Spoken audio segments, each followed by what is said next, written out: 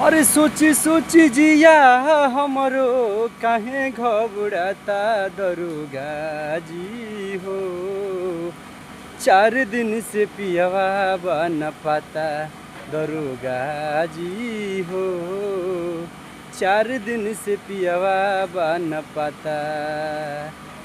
लिखी ना रिपोर्ट रहुआ सोची बिचारी अपना बलमुजी के कैसे बिसारी। केतनो लगाव तानी लागत नहीं खे पाता दरोगा जी हो। हर 4 दिन से पियवा बन पाता दरोगा जी हो। 4 दिन से पियवा बन पाता। पियवा बेदर्दी कहाँ गईले भुलाई।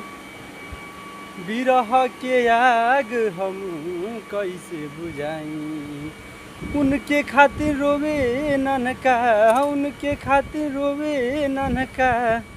खाना नहीं खाता दरोगा जी हो। 4 दिन से पियवा बन पाता दरोगा जी हो। 4 दिन से पियवा बन पाता।